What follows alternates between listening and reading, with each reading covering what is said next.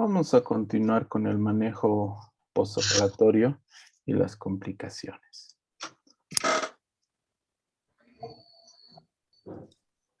El postoperatorio inmediato es el tiempo que transcurre después de la cirugía hasta las 24 horas de la operación. En este tiempo se deben tomar los signos vitales cada 15 minutos durante la primera hora. Después, cada hora. Además, se valora también la saturación de oxígeno, la diuresis y la posición del paciente en su cama. El postoperatorio mediato es el periodo que transcurre después de las 24 horas hasta el alta hospitalaria. En el postoperatorio tardío es desde el alta hospitalaria hasta lo que llamamos el control y alta médica. Entonces, esos postoperatorios siempre tienen que estar en la cabeza. ¿Qué acciones realizamos en el postoperatorio? Primero debemos manejar el dolor. El dolor, si es muy severo, interrumpe la respiración del paciente y esto nos puede ocasionar las atelectasias. El dolor puede prolongar el hilo gastrointestinal, puede producirnos retención urinaria. El dolor incrementa el tiempo de estancia en la cama del paciente, lo que nos aumenta el riesgo de trombosis. El dolor aumenta los niveles de catecolaminas y por lo tanto aumenta el consumo de oxígeno. Podemos administrarles diferentes analgésicos endovenosos a los pacientes. O también la forma más eficiente de manejar el dolor es a través de catéteres peridurales. Otra cosa que aparece en el postoperatorio es la fiebre. Se produce en el 40% de los pacientes. No es necesario pedir exámenes de laboratorio inmediatamente, sino hay que hacer una evaluación adecuada, una auscultación y una revisión de la herida para ver si existe algún tipo de infección. Dentro de las causas comunes de fiebre es que a veces los pacientes tienen alguna infección pulmonar, una infección urinaria, una infección en la herida. En el postoperatorio debemos hacer un manejo adecuado de las sondas. La sonda nasogástrica, la sonda tubulares, drenaje tubulares torácicos o drenajes tubulares y la sonda Foley. Debemos revisar que la sonda nasogástrica esté fluyendo de forma adecuada, que no esté tapada, que esté bien asegurada. Los drenajes tubulares tenemos que observar si es un drenaje tubular, si es un drenaje de Penrose, si es un drenaje aspirativo. Y la sonda Foley hay que ver la presencia de orina, la diuresis horaria. Si hay alguna infección a nivel de la orina, se puede tratar con trimetoprim, sulfato metoxazol o ciprofloxacina. ¿Qué complicaciones quirúrgicas aparecen? Las complicaciones postoperatorias son comorbilidades que se añaden a la patología del paciente y aumentan el tiempo de convalecencia de este paciente, pudiendo dejar secuelas. La clasificación de los factores generales de riesgo van a depender de la edad, de la obesidad, desnutrición, edemas, enfermedades asociadas, grado de contaminación de la cirugía, cuerpos extraños, quimioterapia. Riesgo dependiente de la enfermedad base, neoplasias, enfermedades infecciosas, traumatismos. Riesgo quirúrgico dependiente de la cirugía, como riesgo de anestesia y riesgo del propio procedimiento quirúrgico. ¿Qué complicaciones pueden aparecer a nivel de la herida? Lo primero es un seroma. El seroma es una acumulación de grasa líquida bajo la incisión. Es de color amarillento. Normalmente aparece en incisiones grandes y en personas obesas. Para prevenir la aparición de seromas utilizamos drenajes. El tratamiento de un seroma es el drenaje. Otra complicación de la herida es el hematoma, que es la acumulación anormal de sangre en la capa subcutánea o en un espacio entre el músculo y la poneurosis. Los hematomas son más problemáticos que los seromas por el riesgo de infección. El hematoma, cuando está localizado en el lugar, en la zona, se lo tiene que medir y vemos a la evolución del hematoma. Si el hematoma no crece, no aumenta de tamaño, puede ser que solo se mantenga expectantemente. Son muy diferentes cuando el hematoma aumenta de tamaño, entonces tenemos que entrar nuevamente a la cirugía y ver si existe alguna manera de controlar esta pérdida sanguínea. Dehiscencias de la herida. Es una separación después de una cirugía de los estratos músculo-aponeuróticos y abdominales. Si afecta todos los planos de la pared abdominal como en esta, se aprecia una exposición de víscera y esto denominamos evisceración. Si no se ve las vísceras y está tapada con piel, se llama una evisceración cubierta. Esta evisceración necesita un manejo quirúrgico inmediato. Otra es la infección quirúrgica. El uso de antibióticos profilácticos ya hemos estudiado que está indicado de acuerdo a los diferentes gérmenes comunes que existen. Las infecciones pueden ser una precoz de 24 a 48 horas causadas por estreptococo del grupo A. Pueden causar fascitis necrotizante o el Clostridium puede dar una gangrena gaseosa. A los 4 a 6 días del postoperatorio, lo más frecuentes son estafilococos. Más de 7 días, lo más frecuentes son gram negativos o anaerobios. ¿Qué otras complicaciones tenemos? Tenemos complicaciones respiratorias, cardíacas, infecciones, vías urinarias, gastrointestinales, hepatobiliares, metabólicas y neurológicas. ¿Cuáles son las causas de infecciones? La primera causa es el factor bacteriano, el número de bacterias y las colonias, virulencia del germen, déficit de fagocitos, tejido desvitalizado, fagocitosis anormal y muerte celular son causas de la infección. ¿Cómo podemos evitar la infección? Primero evitamos la contaminación y evitamos cometer errores dentro de la técnica.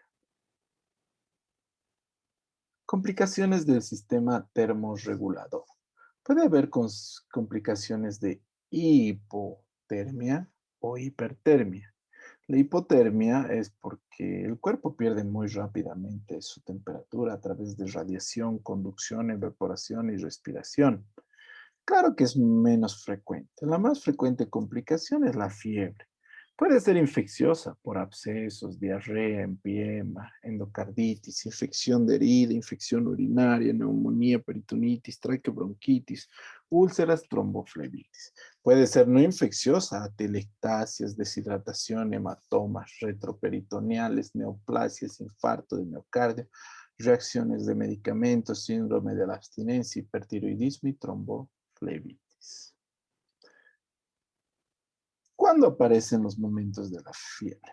En el intraoperatorio o postoperatorio puede ser resultado de una infección preexistente o que durante la operación hemos manejado material purulento. Reacciones transfusionales, reacciones medicamentosas adversas con hipertermia maligna. Fiebre en las primeras 24 horas del periodo postoperatorio. La causa más común es la atelectasia, si no existe otra causa de infección. Entre las 24 y 72 horas, normalmente lo atribuimos a complicaciones respiratorias o flebitis de las venas de los catéteres. Después de las 72 horas o fiebre que persiste por más de 2 días, es sugestiva de una infección urinaria, infección de herida quirúrgica, absceso intraabdominal, trombosis venosa profunda. Típicamente un absceso intraabdominal o la fuga de anastomosis gastrointestinal se manifiesta con fiebre recurrente en agujas a partir del 5º día postoperatorio, al igual que la infección de la herida quirúrgica. Las complicaciones abdominales pueden ser hemorragias internas, hilio adinámico, se manifiestan por distensión abdominal, vómitos, náuseas y ausencia de eliminación de gases. Puede ser por presencia de fístulas en anastomosis de esófago, intestino delgado o abscesos retroperitoneales. Otras complicaciones postoperatorias son complicaciones hepatobiliares. Puede aparecer una insuficiencia hepática aguda. Más raro, pero sí puede haber.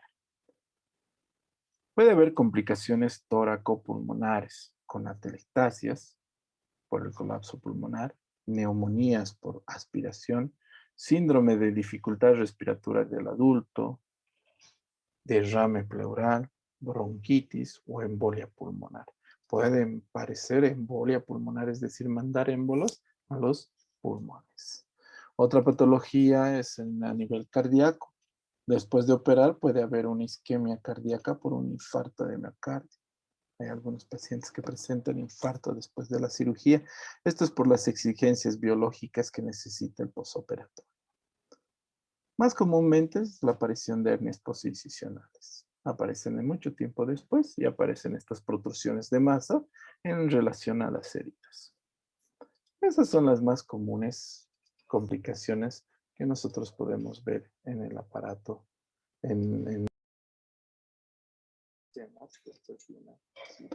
Entonces son las complicaciones que se pueden ver en lo que es después de las cirugías.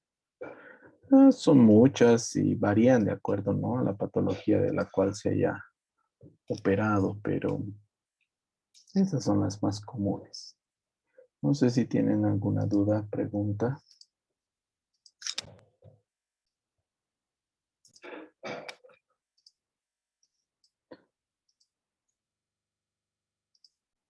¿Alguna duda, pregunta, jóvenes?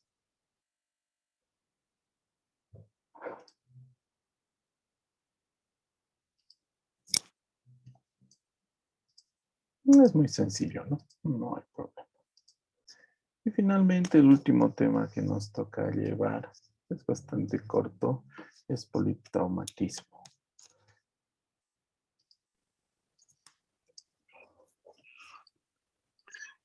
Lo principal, el aumento de politraumatismos, las causas de accidentes y caídas. Debemos comprender que en el politraumatismo existe lo que conocemos como la hora de oro. Esta hora de oro representa que en estos primeros minutos las acciones que vamos a realizar repercuten de manera positiva o negativa en el bienestar del paciente, inclusive la vida o la muerte de este mismo. Debemos que ver que en la evaluación primaria debemos iniciar con la preparación, ¿Qué quiere decir preparación? Es decir, dentro del hospital debemos organizar grupos que se encarguen de la fase prehospitalaria, la atención primaria del paciente fuera del centro hospitalario, y la fase intrahospitalaria, que corresponde ya a nosotros los médicos. Normalmente la fase prehospitalaria son enfermeros, técnicos, rescatistas que realizan. La segunda fase que nos corresponde es la fase de triaje. ¿Qué hacemos en la fase de triaje? En la fase de triaje tenemos unas tablas que son las hojas de flujo y nos dan paso por paso las acciones que debemos realizar para la toma de decisiones. Este triaje normalmente lo aprenden tanto los rescatistas como los médicos. Se basa en valores de signos vitales, laboratorios rápidos o exámenes rápidos, donde hay una respuesta dicotónica de sí o no para llevarte al siguiente nivel. Entonces, en diferentes tipos de accidentes o diferentes tipos de heridas, existen estas hojas de flujos que hay que irlos aprendiendo paulatinamente de acuerdo a nuestra especialidad. Entonces, el triaje. La tercera fase es la revisión primaria, el ABCD. Nosotros conocemos el ABCD como con A, el control de la vía aérea y el control cervical. B, la respiración y la ventilación. C, aquí está la respiración y ventilación. C, lo que nosotros llamaríamos la circulación y el control de hemorragia. Recordar que en este también se toman los pulsos. Si existe pulso radial, la presión arterial está en 80. Si existe solo pulso femoral, la presión arterial está en 70. Si solo hay pulso cariotidio, la presión arterial está en 60. Es decir, sin necesidad de tomar la presión arterial. Y finalmente, D y E, que son el déficit neurológico con la escala de Glasgow, donde la escala de Glasgow tomamos ocular, verbal y motora. 4, 5, 6, con una sumatoria de 3 a 8 puntos, TEC severo, 9 a 12 puntos, moderado, y de 13 a 15, leve. La exposición y control del medio ambiente. Nosotros, cuando rescatamos a un paciente, no debemos arriesgarnos físicamente o actualmente biológicamente, ¿no? Si nosotros vamos a atender a un paciente con coronavirus, VIH, debemos tener cuidado de nosotros mismos no terminar con la misma enfermedad. Es decir, tiene que haber un control del medio ambiente. Reanimación.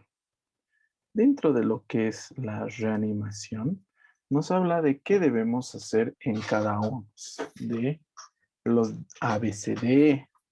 En la vía aérea, se debe realizar la triple maniobra de zafar, que consiste en hiperextender el cuello, elevar el mentón y abrir la boca, para que el paciente tenga libre la vía aérea. Respiración, si está comprometida, hacemos una intubación endotraqueal. Si la circulación hay pérdida sanguínea, realizamos la administración de líquidos como Ringer lactato o, si es posible, sangre. Se puede complementar en la revisión primaria y la reanimación algunos procedimientos como electrocardiogramas, catéter urinario, sonda nasogástrica y monitoreo. Ya la revisión secundaria tiene que ser amplia la historia. ¿Qué quiere decir amplia? Si ustedes ven, A, alergias, medicamentos, patologías previas y embarazo, lesiones por quemadura o congelamiento y ambiente peligroso. Es decir, en la revisión secundaria la historia tiene que ser amplia, por eso se habla. Debemos indagar sobre el mecanismo del trauma y qué lesiones sospechar. Por ejemplo, cuando hay un impacto frontal, puede haber una fractura de columna cervical, tórax inestable, contusión miocárdica, neumotórax, ruptura de hígado. Cuando hay un impacto lateral, esguince cervical lateral, fractura columna cervical, neumotórax, ruptura de aorta. Si hay una colisión con impacto superior, lesión cervical, lesión de tejidos blandos y cuellos, eyección fuera del vehículo, le confiere al paciente mayor riesgo. Si el paciente ha salido del vehículo, es mucho más grave. Impacto vehicular con peatón. Puede ser trauma craneoencefálico, ruptura de la aorta, lesiones viscerales abdominales. En el examen físico secundario tenemos mayor detalle al revisar la cabeza, la columna cervical, tórax, abdomen, periné, recto, vagina, músculo esquelético. La evaluación neurológica, revisamos funciones sensitivas, motoras de las extremidades, estado de conciencia y escalo de Glasgow. En el examen secundario nos abocamos a lo que es trauma torácico y abdominal. En lo que se refiere al manejo de la TLS de trauma abdominal, ya lo hemos revisado la anterior clase. No sé si tienen alguna duda o pregunta.